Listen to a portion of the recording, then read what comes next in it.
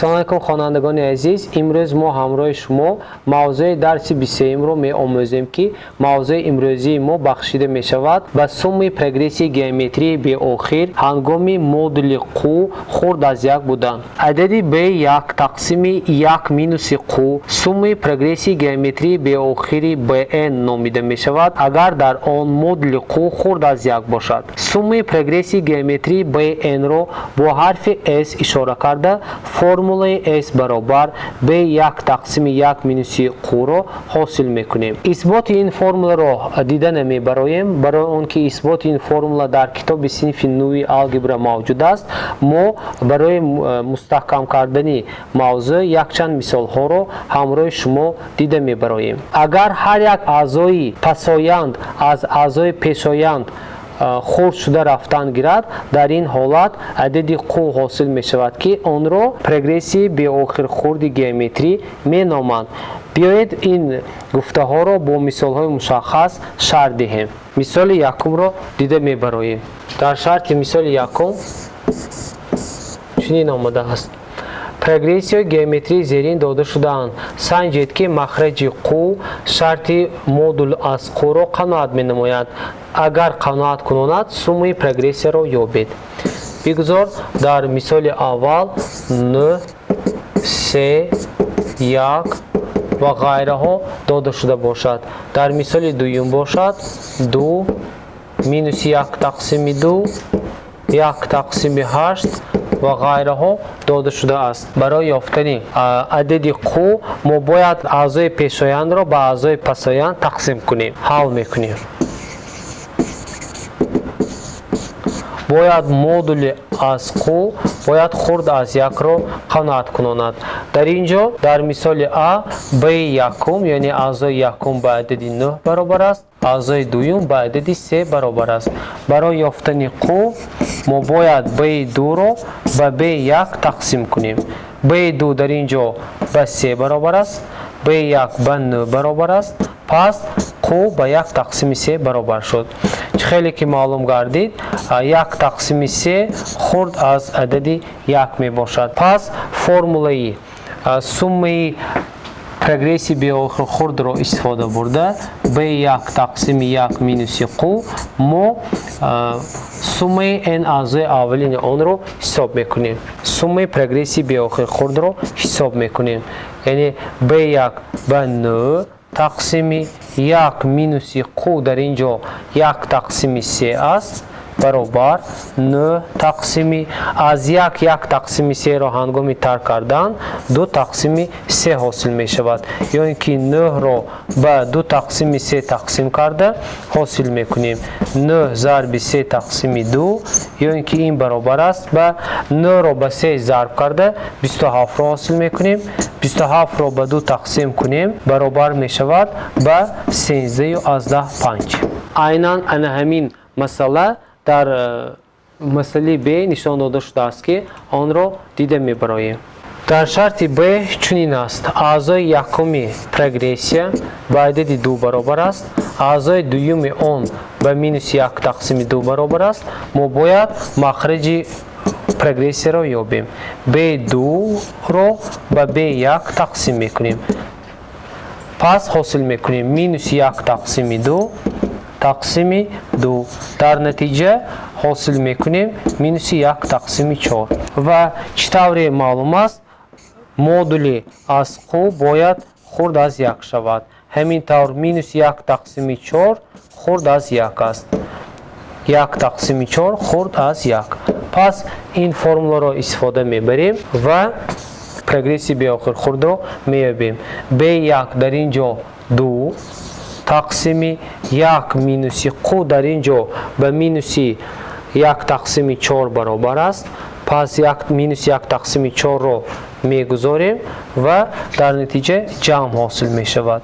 2 тақсими 1-ро ба 1 тақсими 4 ҷамъ кунем 5 тақсими 4 ҳосил мешавад. ё ин ки натиҷаи он баробар аст ба 2 зарби 4 тақсими 5. ин баробар аст 2 ро ба 4 зарб кунем 8 ҳосил мешавад. 8 тақсими 5 ин ба 1 бутуну 3 тақсими 5 баробар ё ин ки ба 1/6 баробар мешавад ки ба мо талаб карда шуда буд. Мисоли дуюмро дида мебароем. Дар шарти мисоли дуюм чунин дода шудааст: суммаи прогрессии геометрии беохир хурдро ёбед. Дар ин ҷо низ ду мисол ба мо дода шудааст. Мисоли аввал 1 тақсими 10 ва 1 тақсими 100.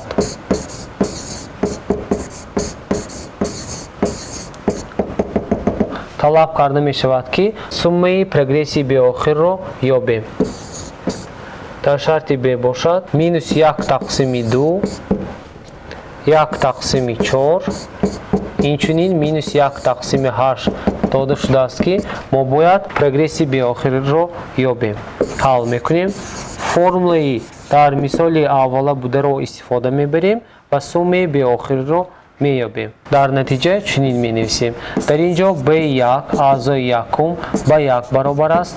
аъзои дуюми прогрессии геометрӣ ба 1 тақсими 10 баробар аст. пас қуро меёбем. қу дар ин ҷо 1 тақсими 10 тақсими b1 ба 1 баробар аст. пас мо менависем 1 тақсими 10 тақсими 10 ин ба 1 зарб мешавад ва 0/1 баробар аст. пас модули қу аз 1 хурдааст.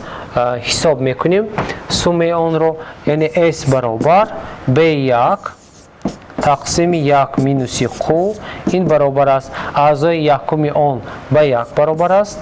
1 минуси қу дар ин ҷо 0/1 ин баробар аст. аз 1 0/1ро тарк намоем 0/9 ҳосил мешавад. 1 тақсими 0/9ро 9 тақсими 10 менависем ки ин ба 10 тақсими 9 ё ин ки 1 бутуну 1 тақсими 9 баробар шуд. мисоли дуюмро дида мебароем. дар шарти мисоли дуюм аъзои якуми прогрессии геометрӣ ба минус 1 тақсими 2, аъзои дуюми прогрессии геометрӣ бошад ба 1 тақсими 4 баробар аст. махраҷи онро меёбем. мувофиқан 1 тақсими 4ро ба адади минус 1 тақсими 2 тақсим мекунем. 1 тақсими 4 зарби минуси 2 ё ин ки минус 1 тақсими 2 ҳосил мешавад. пас формуларо истифода бурда чунин суммаро ҳосил мекунем. s баробар b1 минус 1 тақсими 2 тақсими 1 минуси қу. 1 минуси қу дар ин ҷо бо аломати манфӣ ҳосил шуд. пас ҷамъ ҳосил мешавад 1 тақсими 2 ин баробар аст ба минуси 1 тақсими 2 тақсими 1ро ба 1 тақсими 2 ҷамъ кунем 3 тақсими 2 ҳосил мешавад ё ин ки минуси 1 тақсими 2 зарби 2 тақсими 3 2 бо 2 ихтисор шуда ба мо минуси 1 тақсими 3 ҳосил мешавад ки ин натиҷаи мисоли дуюм ба ҳисоб меравад. мисоли сеюмро дида мебароем. дар шарти мисоли сеюм чӣ омадааст? касри даврии даҳии беохири 0/118ро дар даври 18ро ба намуди касри оддӣ нависед. шарти онро менависем.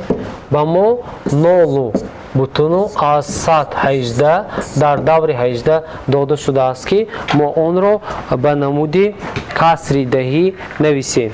чӣ хеле ки маълум аст, дар синфи 6 мо омӯхта будем ки касри даҳӣ касри беохир низ мешавад. ин касрро ба намуди а тақсими б бояд навишт, яъне ба намуди касри оддӣ бояд навишт. барои ин мо бояд суммаи прогрессии беохирро истифода барем.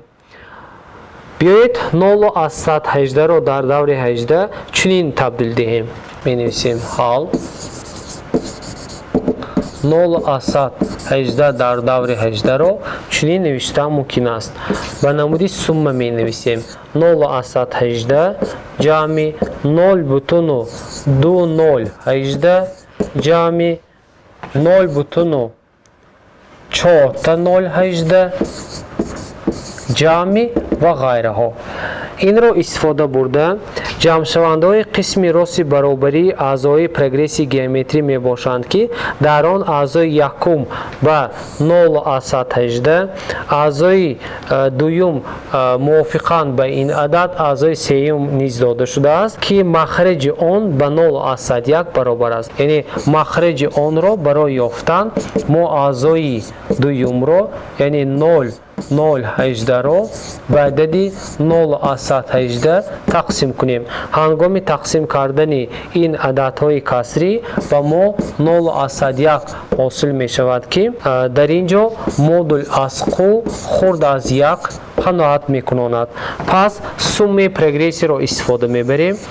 S баробар B1 тақсими 1 минуси қу ин баробар мешавад ба 0,18 тақсими 1 минуси ба ҷои қу адади 0,1ро мегузорем ва адади зеринро ҳосил мекунем. 0,18 тақсими аз 0,1ро гирем ба мо 0,1999 ҳосил мешавад ки ҳангоми ба адади 100 зарб кардан 18 тақсими 99 ҳосил мешавад. Чӣ хеле ки маълум аст 18 ва 99 ба адади 9 карати аст. Пас 18ро ба 9 тақсим кунем 2, 99ро ба 9 тақсим кунем 11 ҳосил шуд. Пас гуфтан мумкин аст ки адади 0,18 дар даври 18 мувофиқан ба намуди касри оддӣ ба намуди 2 тақсими 11 навишта мешавад. Пас хулоса баровардан мумкин аст ки барои касрҳои даврӣ ба намуди касри оддӣ гардондан мо прогресси беохирро истифода бурданамон мумкин аст. барои мустаҳкам кардани мавзӯи имрӯзии мо, хонандагони азиз, ба шумо якчанд мисолу масъалаҳо пешниҳод карда мешавад ки онҳоро дар вақти холӣ бояд иҷро кард. Бо ҳамин мавзӯи имрӯзии мо ба анҷом расид. Хайр то дарси оянда муваффақ бошед.